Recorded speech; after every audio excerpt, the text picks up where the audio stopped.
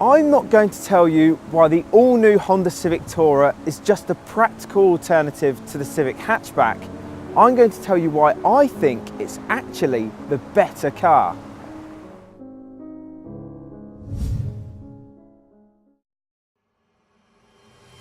The Honda Civic hatchback is a bit of a Marmite car. You either love the sharp angular design or you hate it.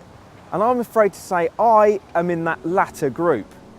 But while I think the hatch looks a bit warped and misshapen, the Tourer works for me for some reason. The flowing body indents that run over the wheel arches make the car look bold and assertive, while the window line stoops down at the back of the car to reduce the square effect you get at the back of most estates. The roofline itself doesn't drop away though, and there's heaps more headroom in the back than the hatchback. And this fin-shaped antenna really appeals to the 9-year-old inside me. Look at me, I'm a shark! Inside, it's very much the same story as the Civic hatchback, but there are a few things that I don't like. The seating position is too high. I'm only 5'7" and I have to have it in the lowest position. The sat-nav is positioned too low, so you have to look down to see it. And when you've got all the functionality like cruise control, the steering wheel is too cluttered with buttons.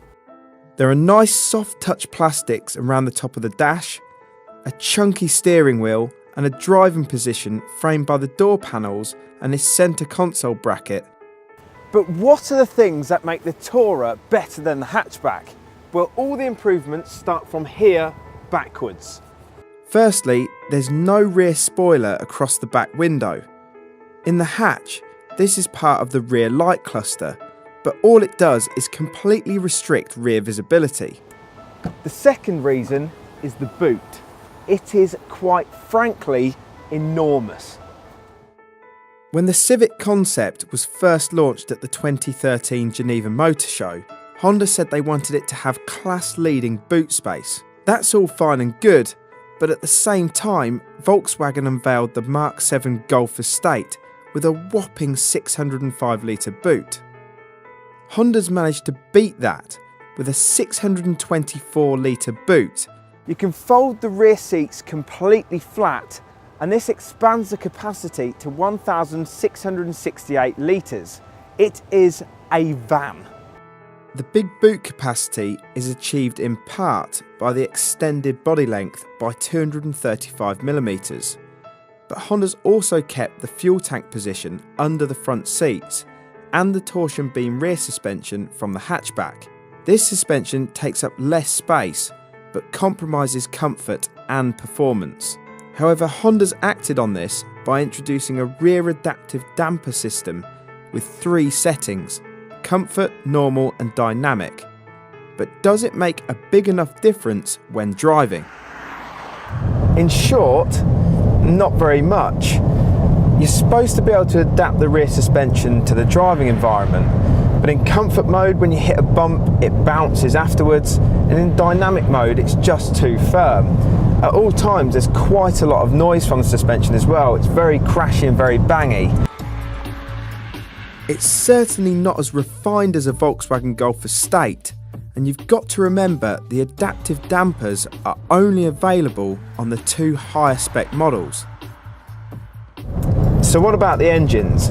Well, there are 2 choices. There's a 1.8 petrol or this 1.6 diesel we're driving. For a small diesel engine, there's actually a good spread of power. There's quite a lot of low down grunt, and in 4th and 5th gear the engine feels flexible. The only problem is it's noisy and noisy at all times, and it gets even worse when you're accelerating hard. But that said, it should be efficient. It's got claims of 74 miles to the gallon and 99 grams per kilometre of CO2 emissions. We'll have to wait until we get it in our labs to test these claims. In terms of the handling, it's pretty much the same as the hatchback. Because the wheelbase is the same, it doesn't turn in any quicker or any slower, and you don't really feel any advantage or disadvantage of having the additional length at the back. One good thing Honda's done is retuned the steering. Now they've made it heavier at the centre point, so it actually feels a bit more involving. It feels more attached to the front wheels, but it's still not as involving to drive though as a Ford Focus estate. If it was my money, I would forget the hatchback and just go straight for the Tourer. It solves some of the fundamental problems with the Civic, but also has so much more practicality. And because it shares so many of the same parts with the hatchback, it should have the same level of reliability. But there are still some problems with the Civic Tourer. That diesel engine is noisy, the ride comfort is still too bumpy, and even though there's more headroom in the back, there's still not that much legroom. But the question is it as good as its latest rivals? The Mark 7 Volkswagen Golf Estate and the new Seat Leon ST. Click the links below to see our video reviews of the Volkswagen Golf Estate, the new Seat Leon ST Estate, and to find out how the Civic hatchback rated in our full lab test review.